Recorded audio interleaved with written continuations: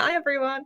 Good morning, everybody. Welcome to this Friday's webinar with Annika Digital. It's myself, Anne Stanley, and I'm very happy to welcome Tania Gerard today. Morning, Tania. Now, Tania's going to do a very different webinar for us on accessibility or accessible marketing. I'm really pleased that she can join us, but we're not going to start with a poll. We're going to start with a little bit of a story, I think, about how we met and how we worked together. But I'll just do a bit of housekeeping for those that are not familiar. So you should be able to see a link to the handouts top right. It's actually a Canva link, which is why they look so stunning. And please ask lots of questions in the chat. I will probably not be able to answer any of them. So I'll bring them to the end. We have got a couple of questions that we'll do as we go through, which Tania will publish. The video will be available in a couple of hours, and if you're in doubt, there is a little arrow top right if you need to make the screen bigger. By the looks of it, these slides look really, really accessible, so that shouldn't be a problem at all. Yeah, so I'm going to turn my mic off and pass over to Tania, and if she needs to ask me any questions, of course I'll turn it back on. So over to you. Thank you so much, Anne. Honestly, it's an absolute privilege to feel it here. So hello, everyone. So before I do an official introduction, it is story time. So I have a consultancy. It was very, very young. And many, many moons ago, I really wanted to apply for a job at Annika at the very start of my digital marketing career. So I was in digital marketing for about 8 years, and I just felt head over heels with Anne and how she worked, how absolutely freaking genius she absolutely is. Not that she'd ever accept that, but how I was just in so much awe of Anne, being a absolute power rock in Leicester for digital marketing and representing female empowerment and building this incredible team that you'll be speaking to today and during the course as well. I've got ADHD and autism, as you might be picking up as well. So, but I really wanted to completely chickened out applying, went somewhere else, built up my career, and then built up this consultancy that I'm about to tell you more about in just a second. As you can tell, I'm a bit nervous as well. Me and Anne are now friends, and I'm still nervous being a little bit around her. And I just wanted to tell you, there's lots of people here that aren't on a course at the moment. So actually, you've got a much broader. So just to clarify, what we do is we run a digital marketing skills boot camps. And at the moment, the webinars aren't a compulsory element. So actually, you've got here people that have joined the course because they're really interested in this subject, as well as some of the people that are students. So it's actually a broader audience today than possibly you may have realised. So I just thought I'd add in. And thank you for your kind comments. And yes, I haven't got much of an ego, so it's very nice hearing the things that you say. Oh. But you're very impressive too. So you did one of our courses, didn't you? I did indeed. I was on the boot camp. It's very impressive. If you haven't heard about the Annika boot camp, please go check it out. Please ask the team. You learn so much, all different areas of digital marketing. You are absolutely crammed with knowledge. The team is absolutely incredible. You'll be supported so much. Please go check it out, because not many agencies or even companies are offering this amount of information, and it will change things in the company you're working for. If you own a company, whatever background you have, you will be able to utilize what you learn with Annika. So please go check it out. Please ask. Okay, so tell us how we ended up being your first client, I think. So I built up the consultancy, and it was a full circle moment. So I kind of reached out to Anne and said, this is what I do. Would you be interested in learning more? And because me and Anne are both neurodivergent, we kind of joined hands and was like, yes, we need to learn. As you'll learn more about Annika as well, they're an incredible team. They're very open-minded, and many other companies are catching up to the mindset that Annika have had for years. So we bonded, and Anne hired me, and we did two neurodiversity workshops. Because Annika is growing so much, they got more staff. So I had to retrain the new staff, which is absolutely amazing. But yeah, Annika was my first client. Without them, I wouldn't be here where I am now. They really helped the journey. They really promoted me. Obviously, as a Leicester company as well, in the fellow community, Leicester's very big on promoting others, collaboration, supporting each other. So again, without Leicester, without Anne, wouldn't be here. So I'm incredibly honoured to be here and still working with Anne and have this incredible friendship with both Anne and the team. So yeah, really honoured. So you slipped in a comment there, help me promote what I do, but you didn't actually say what it is you do, because you don't do digital marketing per se now, do you? You do something slightly different. I have moved on from us. There's still areas, digital marketing's in all different aspects, but I now do neurodiversity training and accessible marketing training, like today. So I train people to make their user journeys more clear on like websites, social media posts, email marketing, and also do website audits. So it's a little bit more technical. So it's like WCAG, which is Web Content Accessibility Guidelines. There's some laws coming in, which we'll be talking about today as well. But it's all about making user journeys accessible for all abilities, regardless of whether they're disabled, need screen reader, are visually impaired. And yeah, it's just making marketing easier for everyone to understand and use and love. And I guess people think of accessibility exactly that, people that might be hard of hearing, or might have partially sighted, or might be blind. But actually accessibility is much broader than that. And I think that's probably what you're going to be talking about. So shall I shut up and you get on with the slides? No, I love talking to you, Anne. Yeah, but everybody else will get bored. They come to hear you talk. So you dive in. Right, well, we'll chin wag later, Anne. Right, well, I will get on. Hello, everyone. I'm so excited for you to be here.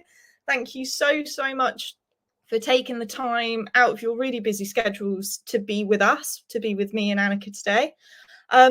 Let's just crack on, shall we? So hopefully the slides are all, perfect. Technology is on my side today, everyone. So this is Vvox. This is an anonymous poll service I use. There's only a few questions today, but it's really, really helpful. So it will give you like a little head break for like breaking up information modules and basically putting yourself in some actionable situations. You'll see what I mean very shortly. So please have this Vvox landing page you see on the screen in a separate tab. The numbers you see on the screen will be the session ID number. You can put these numbers in, the 178966806, in that search bar. That's on the homepage very shortly. I have opened the first questions just so you can see what it looks like on the screen. Again, completely anonymous. I only see how many people have answered and what they've answered as well. You should also see the question and the polls and the answers whiz past on your screen as it happens live as well. So that's all very fun. So I'm going to stick the URL in the chat. Oh, of course. Apologies, everyone. That's fine. So I think it's vvox.app. That seems to work. Yeah, you can do that. You can do vvox.com maybe. Yeah, and it should come up with that landing page. And then I'm going to also do a little trick with my snipper, which converts that into numbers, so we can copy the numbers in the chat as well. It's the same numbers for all three questions. So, but there is a reminder slide for each one that comes up anyway, but it is the exact same numbers. So yeah, that's working brilliantly. So basically, if you click on the link in the chat, and then also grab the numbers that I've just pasted, then that will work very easily for you. See, you can't shut me up. I'm sorry. We never want to shut you up, Anne. Well, I'm trying to be helpful. Thank you very much for your help. Are we going to do the first poll? Well, we'll do the first poll in just a second, but Okay. there's a little bit of overview. But if you do want to answer it, please answer it, just so you can see what it looks like on the screen. You can answer one, but you can obviously change your mind as well. So if you do want to do that while I'm talking now, you can. So I hope everyone is good with the site. There are reminder slides during, there's the URL in the chat and everything. So please take your time with that. So today we'll be learning about accessibility marketing, and it can really benefit absolutely everyone. But the angles we will be looking at today will really benefit the likes of marketing teams, digital teams, HR, leaders, many, many more. And you will learn and you will be able to take actions immediately today, which is always a plus, to basically improve your marketing and in turn make more connection with audiences and grab that lovely revenue as well. So here's what's on the schedule. Why accessible marketing matters. We'll go through WCAG guidelines overview. What the heck is it? What do we do with it? What do we need to know from it? Some quick wins you can apply today. Some actionable things you can literally walk away with into your marketing today. Accessibility in social media, email and websites, what it looks like, what the heck can we do with it? A few case studies as well, so where people have been burnt, and some success stories as well. And then your action plan, your homework that I will be setting you today, very easy, and you'll have fun with it as well. Trust me, the hour is going to fly by, but again, I'm really happy that you're here. So very, very, very quick introduction. A little bit more about me because we have a lot to get through. But hi, I'm Tania, and I'm an accessible marketing consultant and neurodiversity trainer based in Leicester. And I work with all business sizes, all industries, but mostly I work with digital agencies, just like Annika, hospitality and charities. So I work with companies here in the UK and over the pond. And this week I was awarded Digital Woman of the Year in London, which was very exciting indeed. And I have already said, but I have ADHD and autism. So I bring a very lived experience, shall we say, in all angles of my work, and public speaking, just like this. So just very quickly, if I pause, which feels more than a couple of seconds, please don't worry. And if I stutter, please don't worry. It's literally just how my brain is wired. I'm just processing the information. And as you can see, I'm very excited to be here as well. So that's all what that means. Ha! Our first poll. So you're probably seeing this on the screen already. You're probably answering it already. But our first poll is, how confidently do you feel about accessibility in your marketing right now? So I am going to now check the poll, and we're off, and people have already answered. Amazing. So I'm just going to give everyone a couple more seconds. I'm seeing numbers. So there's not a submit button, is there? You just press the answer and it goes through automatically, because that confused me a little bit.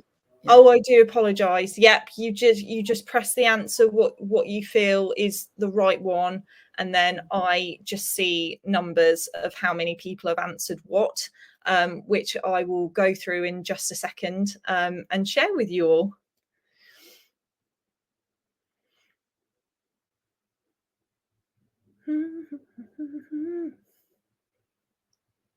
Just going to give you all a few more seconds.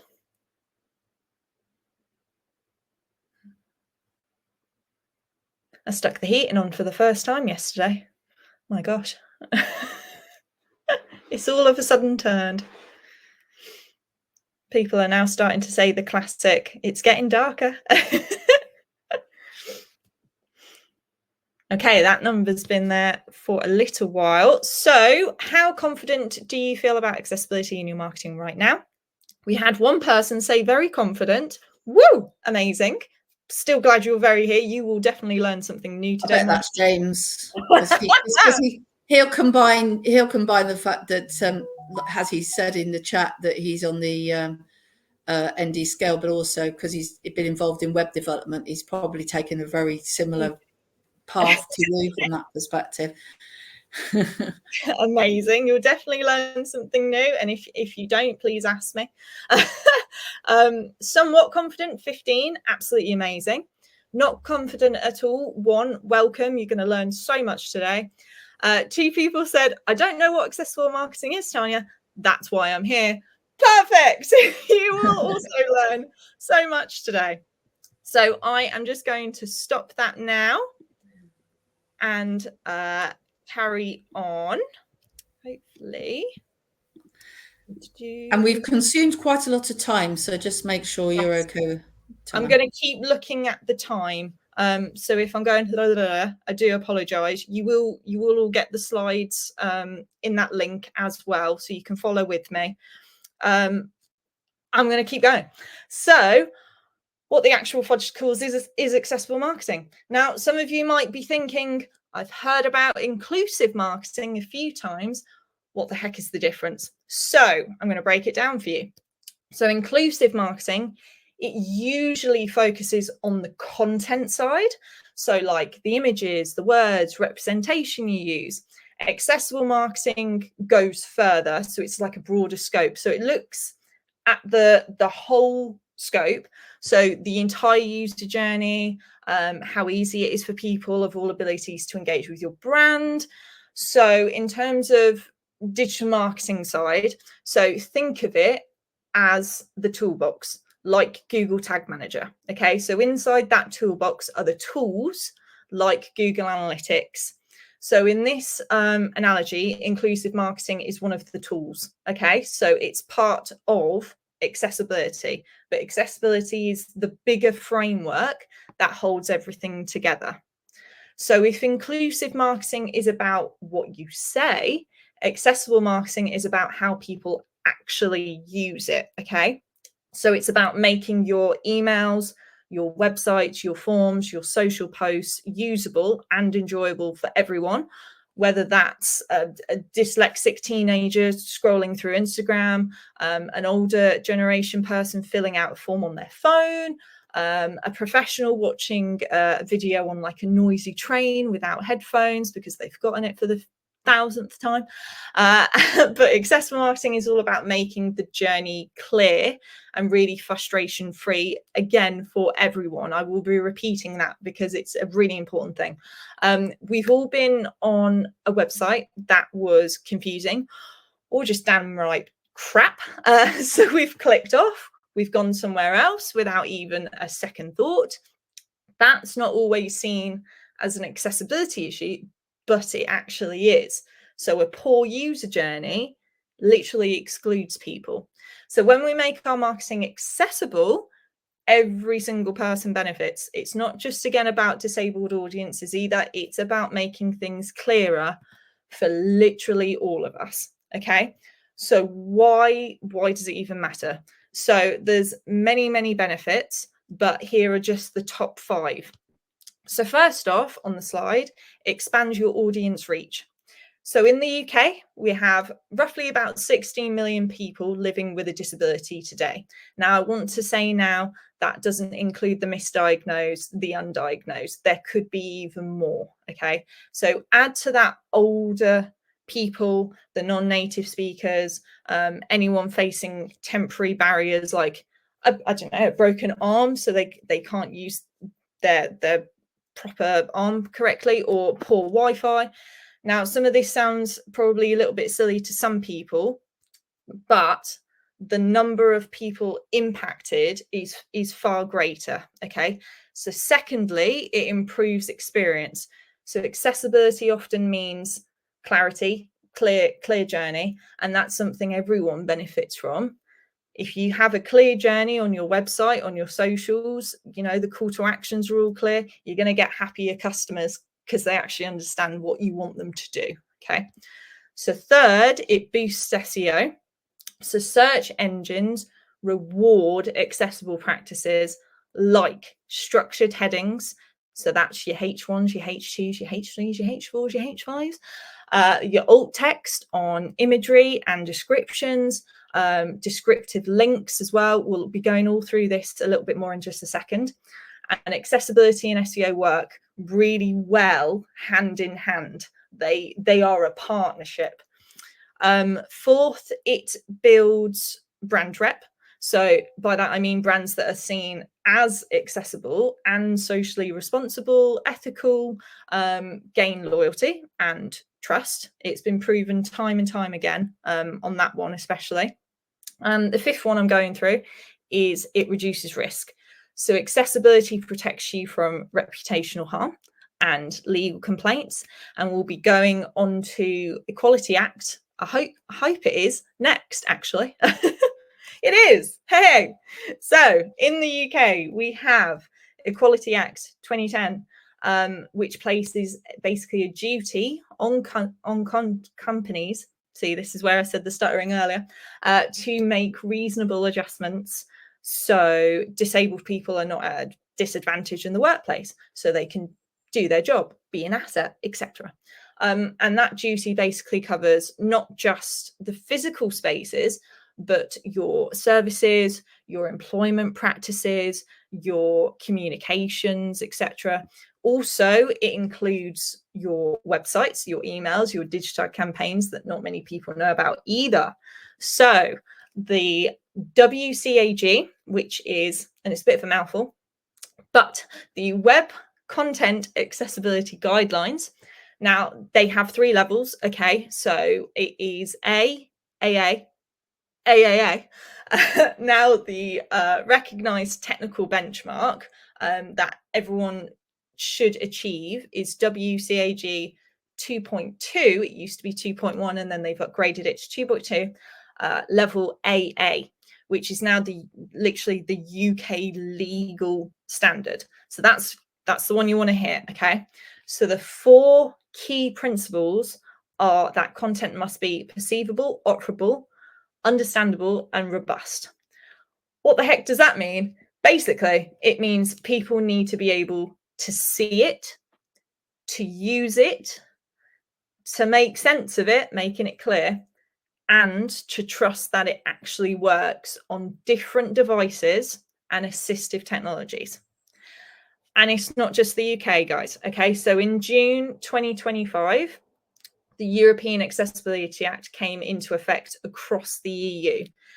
Not many people still know about this. It's something to really consider and think hard about, because now this is law. It requires digital products and services like e-commerce websites, like apps, like e-readers, banking platforms, the lot, to meet accessibility standards.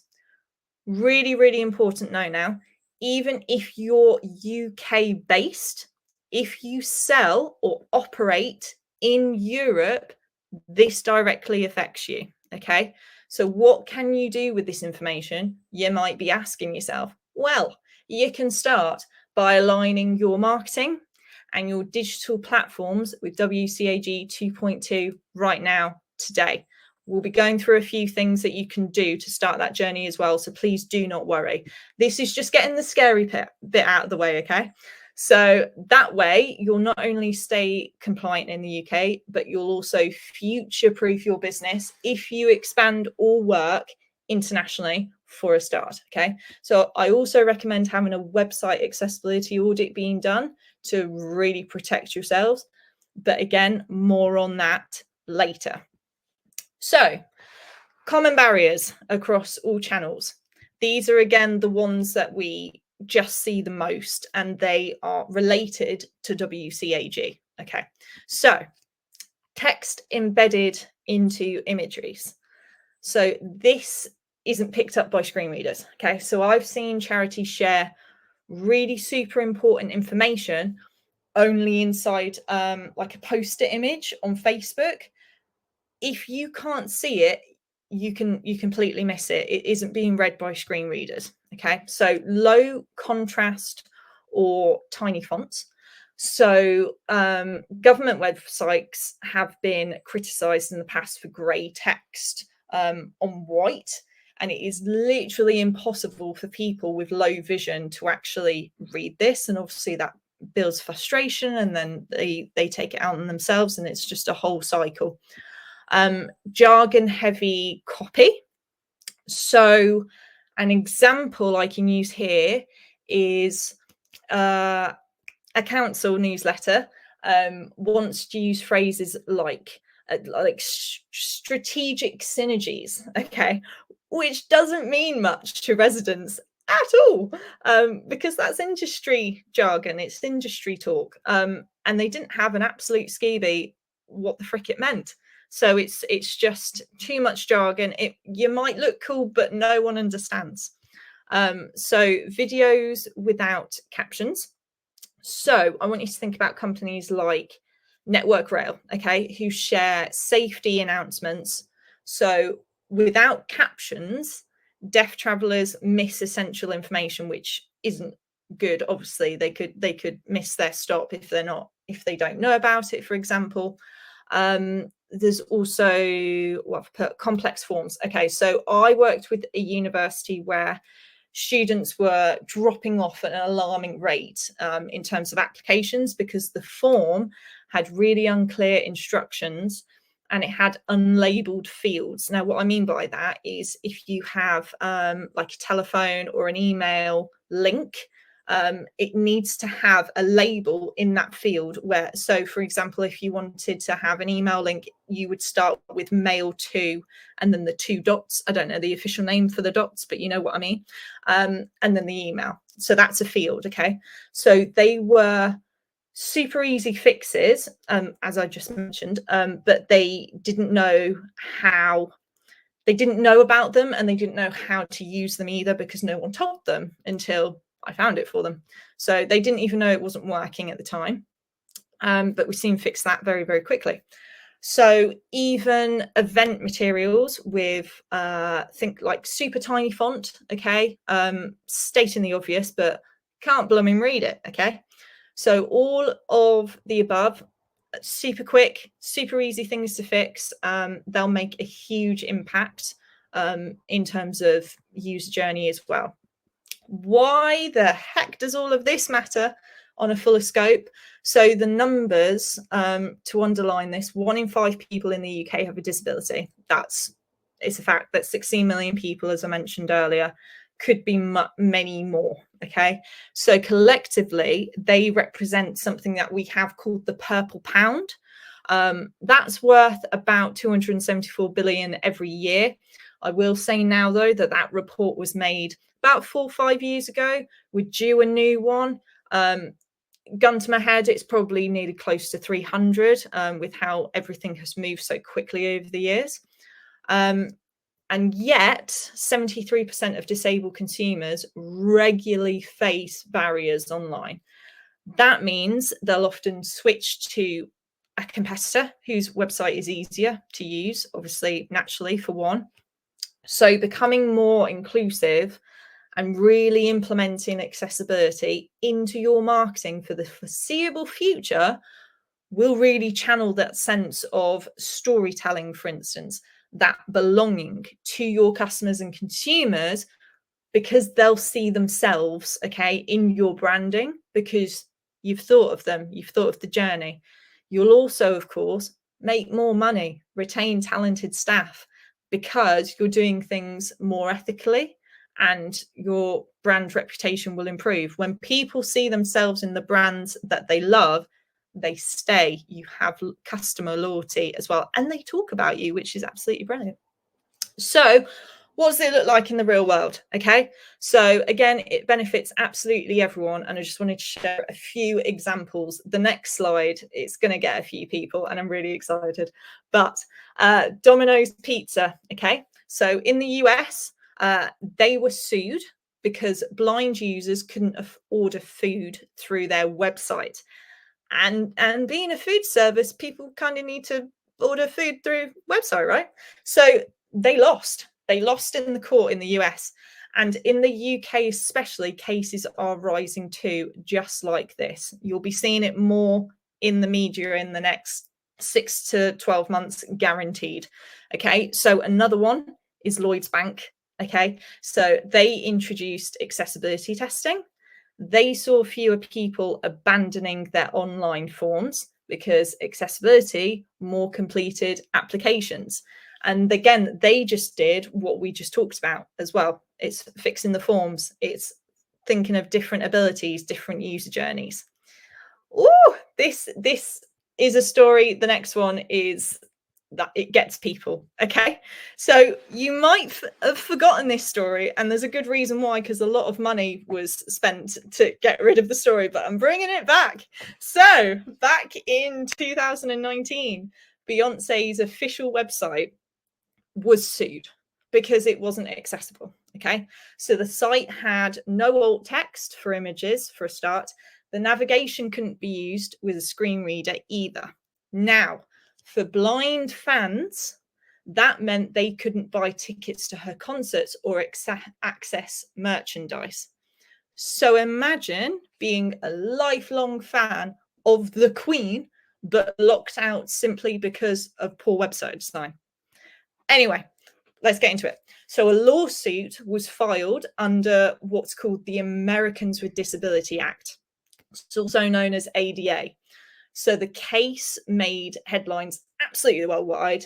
It was damaging for her brand reputation and forcing the site to make urgent fixes. A lot of them was quick, a lot of them was really easy. Some needed a little bit more time.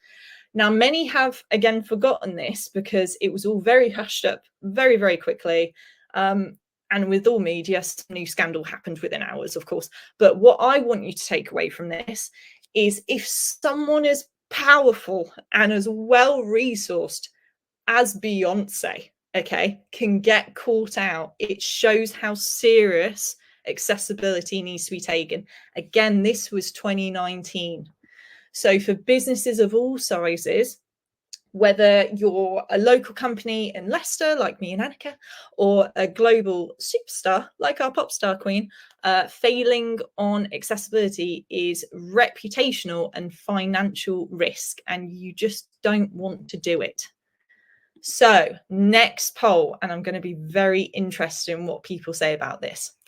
If your marketing excluded people the way Beyonce's site did, what do you think would be the biggest risk for your business?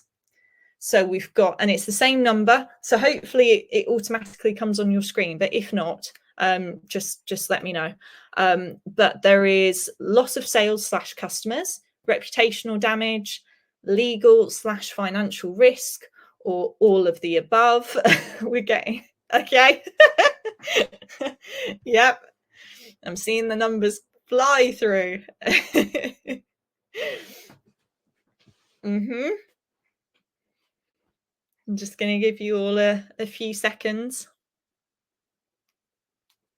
I hope everyone is okay so far. If I'm talking a little bit quickly, I do apologize. I'm just very excited to share all this information with you. I also don't want to go over with ADHD. I can go on a tangent. So I am trying to keep it as structured as possible, but I'm very excited to share all of this with you. Okay, we've got a few more answers. Interesting.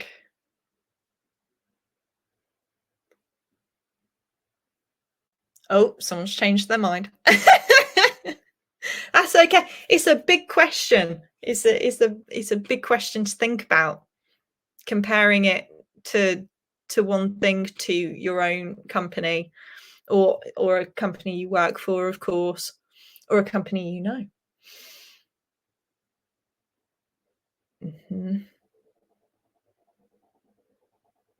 Annoyingly, it's gone to percentage instead of how many people, but we will work with it.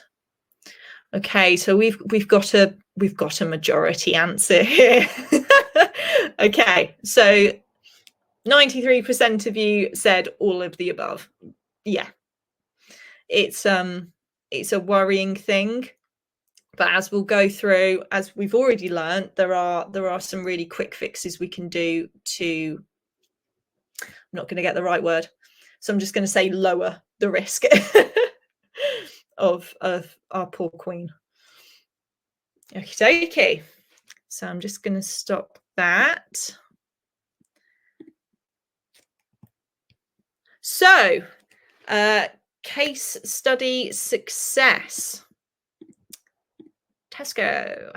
So, by contrast, has worked on autism-friendly shopping hours.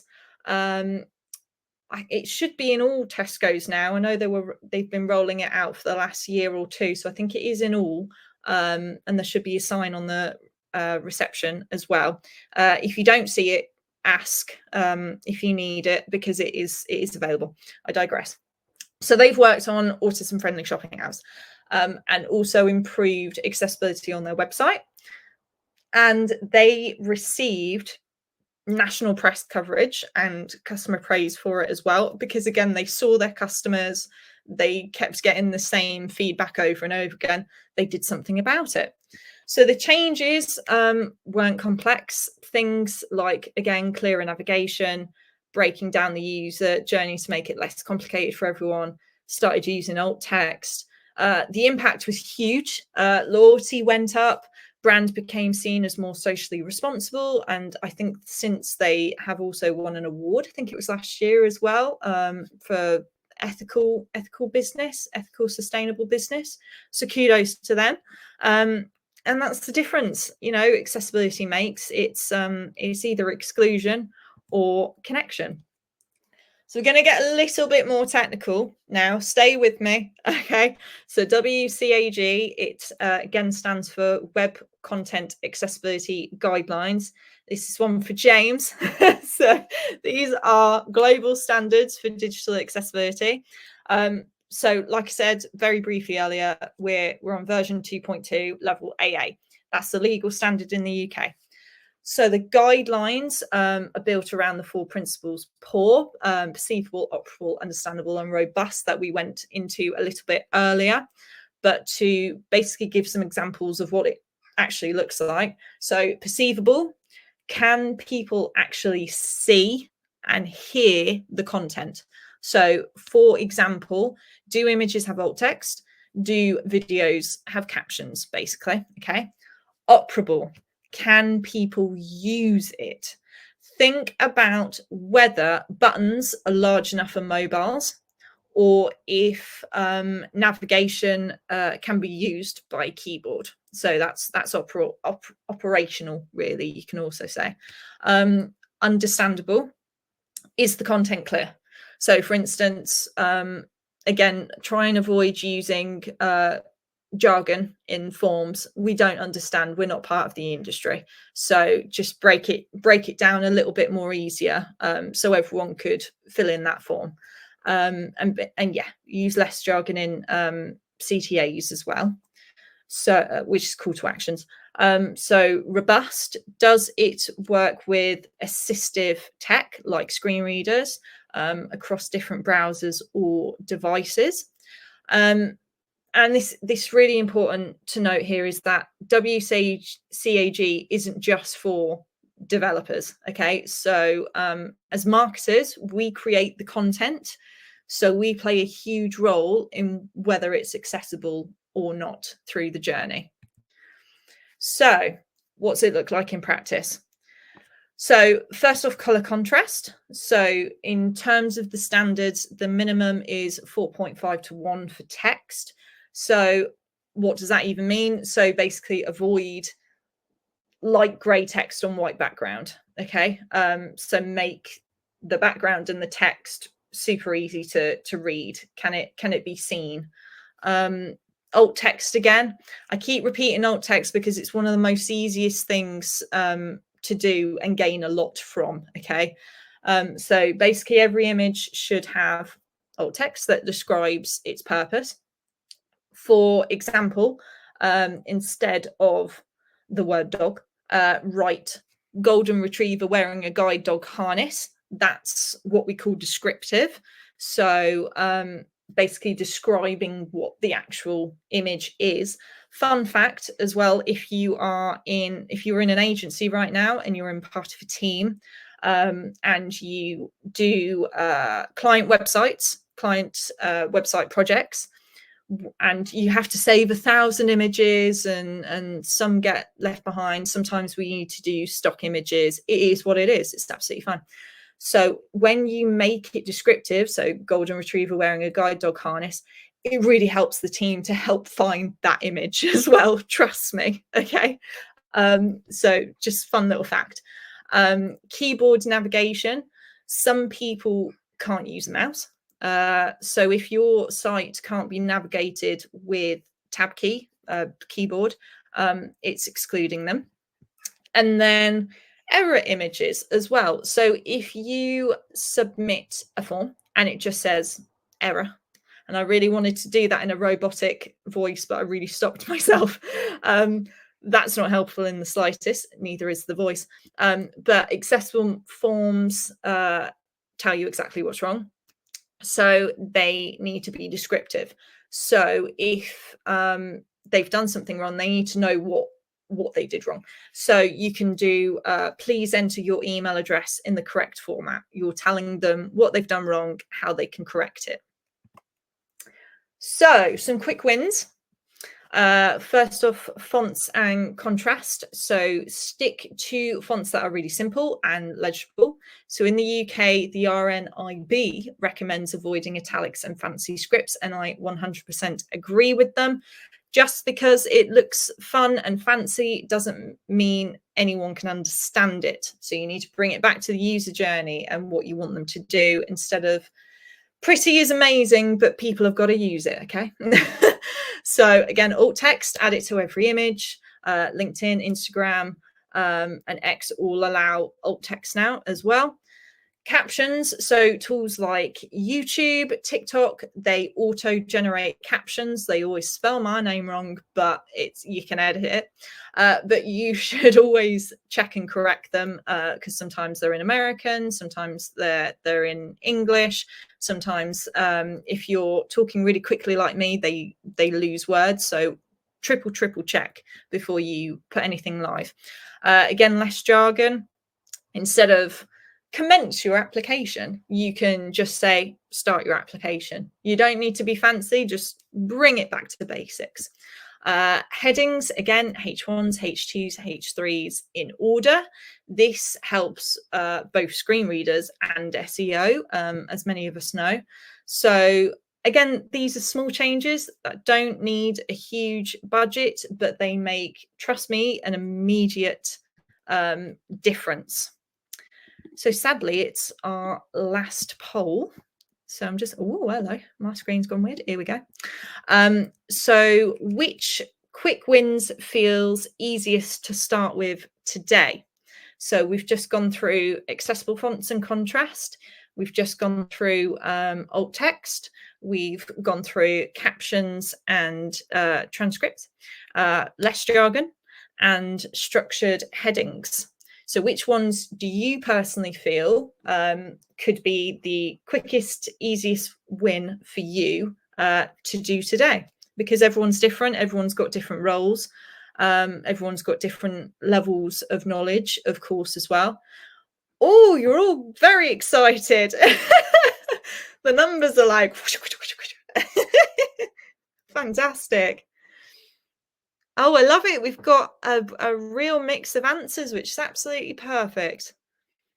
Amazing. Oh, okay. Amazing.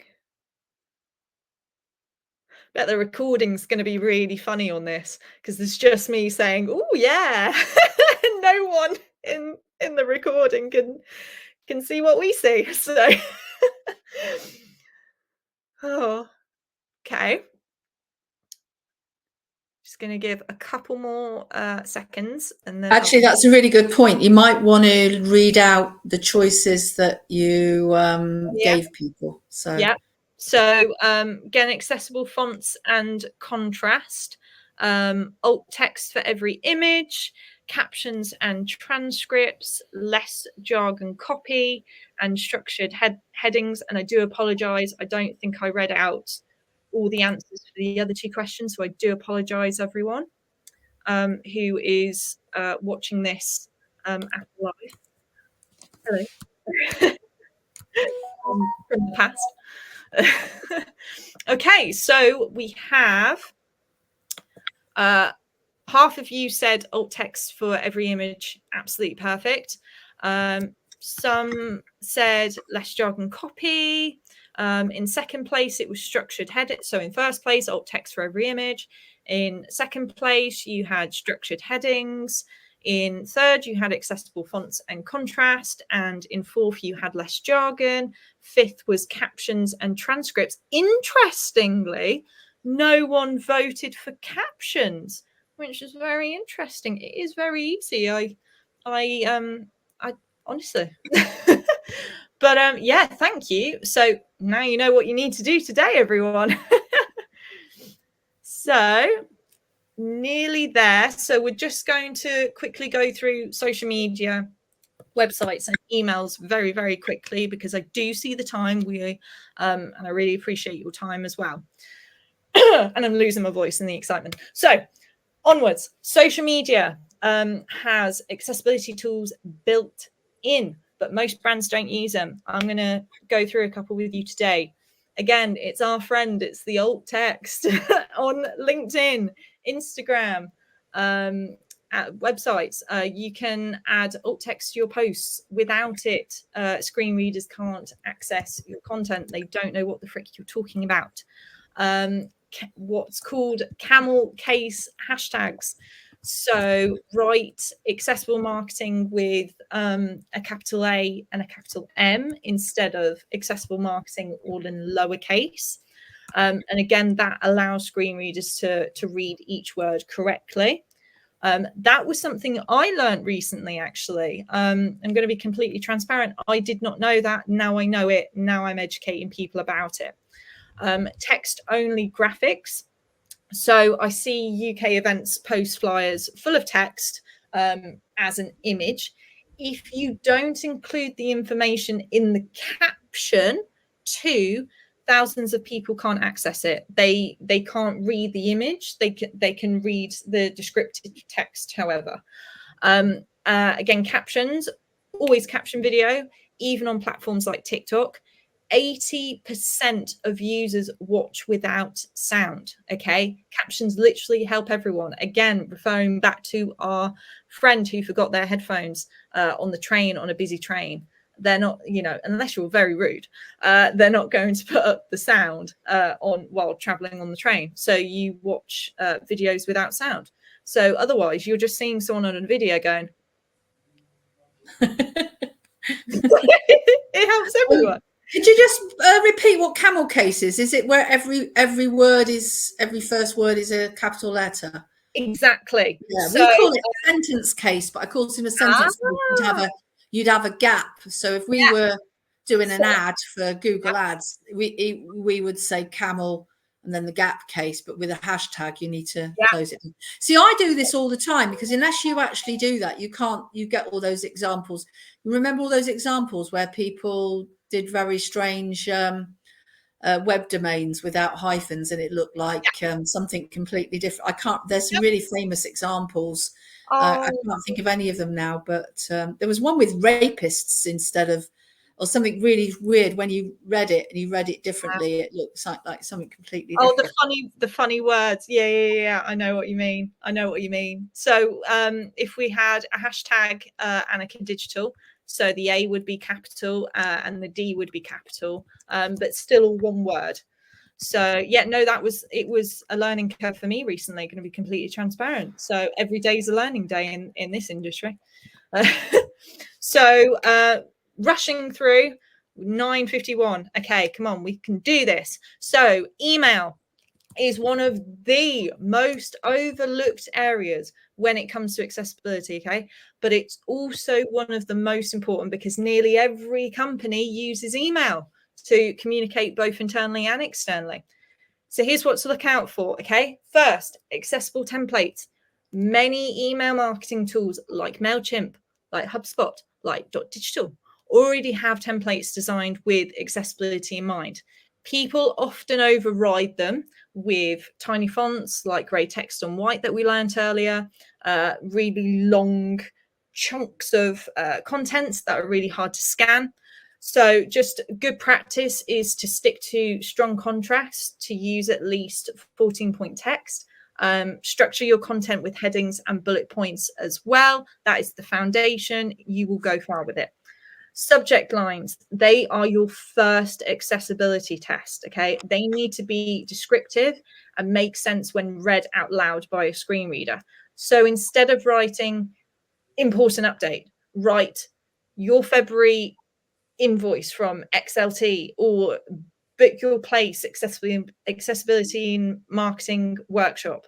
Okay, and you can make it a little bit more salesy as well, but they're just examples. They're descriptive, so they're doing this will improve open rates, because clear subject lines provide better accessibility, better marketing results, and people have an idea of what they're getting inside the email. Excuse me. Plain text. So most platforms allow you to send a plain text version alongside your HTML email. And this really matters because, again, assistive technologies, older devices, I've got an iPhone 12, I need help, can't process heavily designed HTML. Okay, so without the plain text fallback, these people miss out the opportunity to learn what you want to tell them. Links and call to actions. One of the biggest mistakes I see is using vague links like click here or read more. Screen readers often pull links separately, which means a user just hears click here, click here, click here. Trust me, I've heard it, I've used them. And that means absolutely nothing to them. Okay, so instead, write descriptive links. So for instance, download our accessibility checklist PDF, or register for the May 2025 webinar. This helps everyone, again, not just disabled users. And I mean, how many of us have scanned an email and just want to see where the key actions are? What do you want to teach me? So this actually makes me think of a housing association I worked with that had consistently low click-through rates on their newsletters. Very quick story. And we discovered that they were cramming all these updates into long paragraphs and using only read more links. So after having a little tinker and restructuring with some clear headings, better contrast, some descriptive links, their click-through rates improved by 32%. Okay. And I was super proud of them in that moment. And that's exactly what I mean. Really small changes can make a massive bloody impact. Very quickly, website accessibility. Hold on. I want to tell you a story. I've got a really good story. So a client had a problem with that one of their team was off sick, and they asked me at last minute to help out. And I sent the test email and it went straight into my spam. And this is a spam alert. This is a really bad email. And it looked great, but when I looked at it, what had happened was every single heading and nearly all the text was all images. So effectively what happened is most people don't have their image viewer on. So it had so little text in it, that which is quite a common trick of spammers, is that the deliverability and the open rates and the click-through rates were absolutely appalling. So I also did a load of research on their subject lines and looked at what happened, and I got something like a 30% increase in open rate and somewhere between 50 and double percent click-through rate. So overall, massive impact. And then gave them a brand new template so that they then can go forward with that.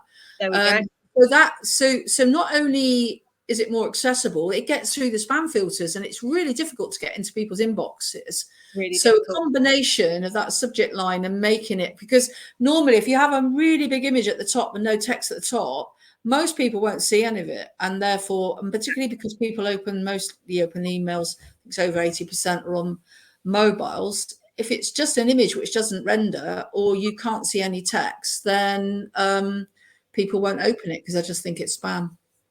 100%. Exactly. And this is what it's all about. Accessibility helps everyone. Some really small, quick changes can boost things dramatically.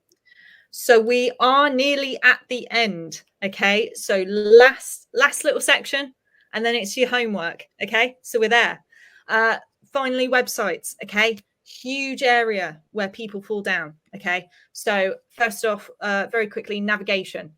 Keep menus simple and consistent. Okay, so users should always know where they are, where the user journey is, where you want them to go. Okay, gov.uk is actually a really great example. So it's really clear, really consistent, really navigational. It's a very fast car if you heard that. And it's just you kind of know where you're going. Forms, every field should have a label. Again, when I was mentioning the telephone and the email fields we were talking about earlier, so every field should have a label. Error messages should be clear. So an example of this is Barclays, and how they actually invested in accessible forms years ago and saw huge improvements in completed applications. We've got autoplay as well. Now, some people might disagree, but I'm going to explain why. Okay, so avoid videos or carousels that start automatically. They're distracting. They are disorientating for many users. Sometimes downright annoying. Okay, but depending on what the video entails. Okay, so if it's a lot of color and a lot of flashing lights, it ain't going to have the desired effect. Okay, testing tools. So on the screen, there is an image on the screen now, which is called Wave, WAVE, okay, which is free to use. There's also Google Lighthouse, which is free, which I've heard good stuff about, actually. They give you a snapshot of where your site has accessibility issues. A classic way of thinking about what your website actually is think of your website as a store, as a shop front, as a big window. Okay, people can peep through, see what you've got, what can you do for them. If people can't use it or see it, they don't understand, they won't buy from you. If you've got a really murky shop window front and they can't see in, they ain't going to buy from you. So 3 things to do this week. Your homework. And I want to hear about how you get on, by the way. I want updates. So first, audit. I just want you to audit one channel, okay? Now, this can be your website, can be your emails, can be your social, okay? Look at it through an accessibility lens that we've discussed today. Put yourself in someone else's possible shoes. Now, I know saying that out loud, it can be difficult, but the easy stuff we've talked about today, you definitely can. So how do you think they might experience or see your communications as they currently stand? Next, our fun friend, the alt text. Hooray. Commit to adding it to every single new image you post from now on. Finally, run a free check. Use Wave, use Lighthouse, as we discussed, to test your website and see what issues come up. Right. Warning. Okay. Really, really, really important warning now. I should say these free tools aren't 100% correct. Okay. Most only capture 20 to 25% of issues. Okay. If that is so, it's always best to choose someone who is qualified, who can provide you with a complete website accessibility audit, okay, to find the real answers and opportunities. Just like AI, it is a tool, it's not the answer. Work with it, not for it, okay? So I want you to remember that small, consistent actions create the biggest change. And trust me, as me and Anne have been sharing stories today as well, you will see the measured successes really quickly. So before we wrap up, I just want, and I can't believe it's 10:02 and I've done it with my ADHD. So before we wrap up, I just want to say thank you so much again for spending time with me. I really, really hope this session has given you practical insight into how accessibility can boost your marketing, reduce risk in your company. As a very special thank you for being here, I'm offering something very exclusive only for Anika webinar attendees. If you email me with the email on the screen, hello@taniagerard.co.uk, with the subject line accessible and 15, accessible and, you'll receive 15% off a full, a full website accessibility audit when you book this month. Now, the audit isn't just a checklist. We carry out a full WCAG 2.2 compliance review of all your web pages, highlight the priority issues holding your site back, deliver a clear improvement roadmap. You'll also get a business impact and return on investment summary, branded PDF report, and a 30-minute strategy call with myself to unpack all the findings. And if you need more time, we'll have more time. We can also provide optional add-ons like developer training, retest within 90 days, or copy/content accessibility checks. Audits, the original price is $997, which you won't be paying. Yours is less. And if you go on to book a larger accessibility package within 30 days, the standard's $997 full price. The amount is credited back. Okay, so that's the full price. You drop off the main price. It's ideal for if you're a university, law firm, agency. You need expert insight before committing to a bigger client project, for instance. They're also incredibly valuable if you're in an agency with multiple client web projects on the go. So if you've been thinking about where to start with accessibility, you're also here for a reason. This is a really affordable and very... If you turn your screen off, could you type in your chat, the link on your website where you talk about it? Yeah. Have you got any more slides? Is that the last one? That is the last one. But what I can do is I can add the website link into the chat. Would that help? I am going to that would help. That would be brilliant. I have sent out a link, and there's a link top right if anybody'd like to give Tania a review and just sort of say thanks to Tania. It will obviously be on the Anika site, but you can just sort of say that Tania was a guest speaker and if you liked it. And we've got some nice comments coming in, so that's good. There's not really any questions. I don't know whether there's anything that James has been adding some really useful, as I knew he would, useful links. Thank you, James.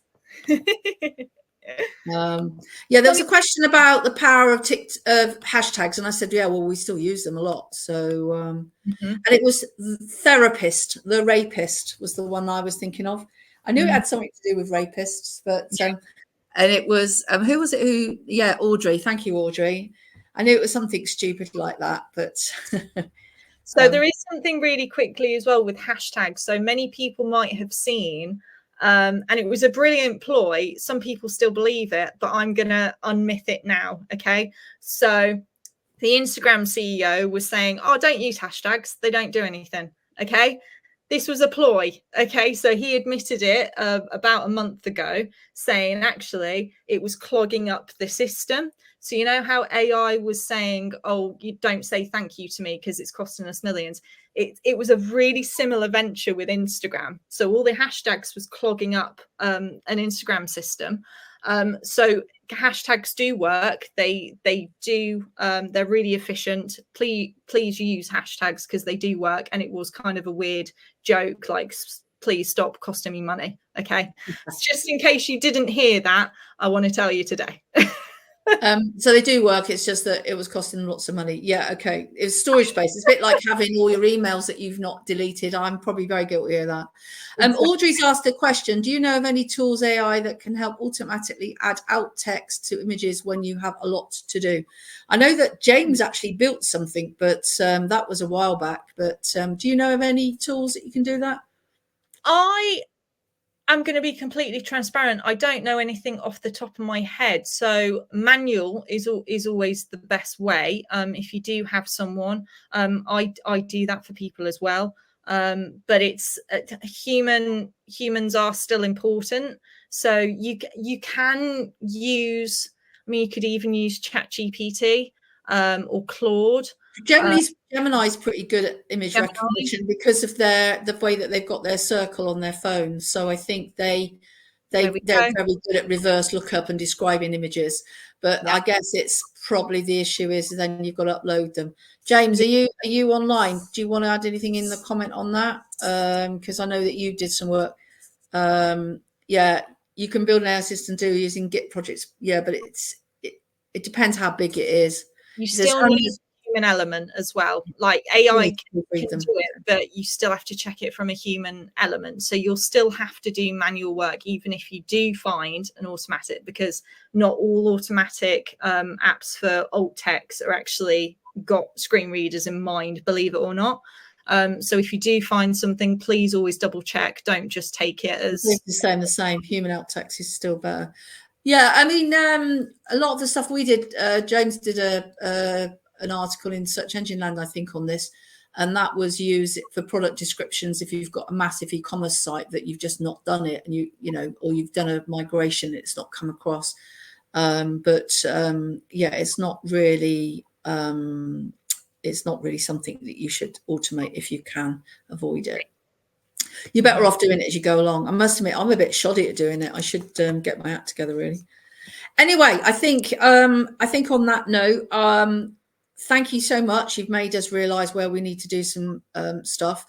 I'm not sure if there's any more questions, but if you haven't realised, the video will be available in a couple of hours. There is a link at the top. If you click on the handout button to go and get the presentation, which was great. It looked amazing. And so thank everybody. Thanks, Tania, and we'll see you next week. So thank you very much, Tania. I really appreciate it. I'm going to stop the recording now and hope to see you soon. Okay. Yeah. Bye-bye. Bye-bye.